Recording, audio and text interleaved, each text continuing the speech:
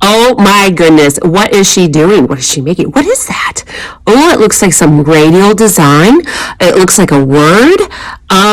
Is it a character word? I think it is. I think it's integrity. Integrity is doing what you're supposed to be doing even when no one's around. Oh my gosh, radial symmetry. This is a snowflake. I know it. I know when she opens it up, it's going to be absolutely gorgeous. Yes. Okay. That's a lot of detail. I think I could do something like that with scissors. Maybe not so much detailed. Because if you use an X-Acto blade, you have to be very, very, very careful. Okay. What is she going to do now? Oh my goodness. It's a snowflake. It's a snowflake. It's a snowflake using regular paper. Oh my gosh. This is so awesome. Okay, I better let her talk now. Bye. And the first thing you want to do is we're going to make it a square. Because working with a square snowflake, it's going to be a lot easier. We don't have to worry about this excess material. So basically fold your copy paper in a triangle and then cut off that excess area. Then this is an actual square, and we're going to turn it into a snowflake. So you want to think about radial design. So a snowflake basically radiates a pattern over its stuff. So we need to know where the center of the paper is. So it's a triangle now. Where is the center of the page? It's roughly right here, right? So now I'm going to fold it again, and I'm going to make it into a smaller triangle.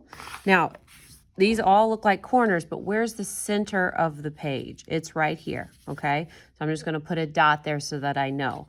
I'm going to, once again, I'm going to fold it here, okay? Make another triangle. And it's very important to know where is the center of this page. It's right here, right? Okay. Now, the important thing is when you get confused, you're like, oh, well, maybe that's the center or maybe that's the center. That's why it's really important to know where is your center at all times. Now, this is where I want to fold again. That's not quite, this would be another triangle. We're not doing another triangle. What we're doing is folding it along that center so that we can get all of those center radiuses going from there. Okay, so I creased it. I made this a super point right here. And it doesn't fold up exactly or match because I'm always just focused on that center radial design. Now let's just open this up so we can see. Sometimes it's better to check before you cut. That way you know you did it right. And I can see here, look, there's my center. So whatever pattern I create, it's going to come out in that radial center design. All right, so let's fold her back up, which was fold in half. You can do it that way too.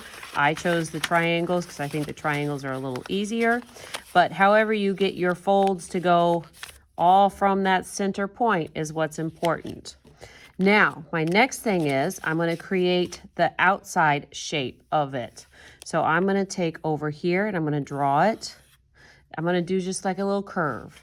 And then you want your shape down here. I'm going to cut off that part. That's my center. You can make it a V shape, anything you want.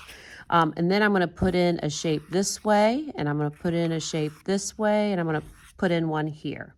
You don't want it to be too complicated. Remember, how many layers of paper do you have to cut through at one time? So that's what's really important is to remember.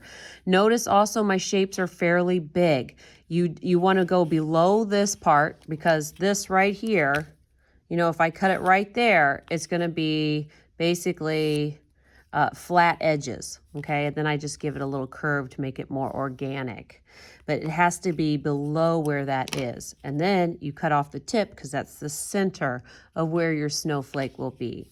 And then, of course, I just have 3 shapes that I'm cutting out because, once again, when I start to cut, it's going to be difficult to get through it. Notice how I placed it all the way back in the scissors.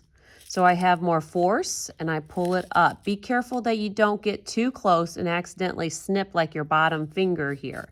You want to be careful. So then I'm going to come over this way.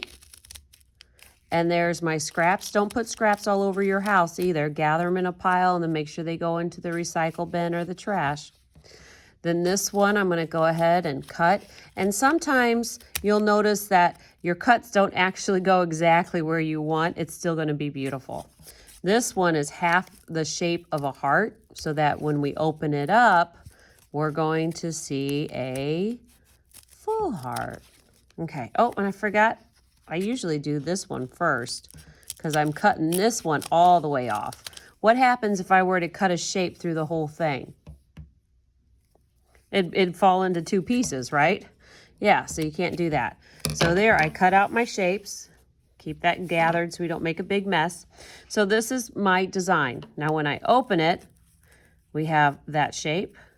Open it. There is the heart design because I drew half a heart.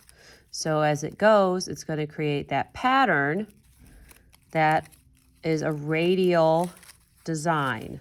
Okay, so it's a radial balanced symmetry, radial symmetry.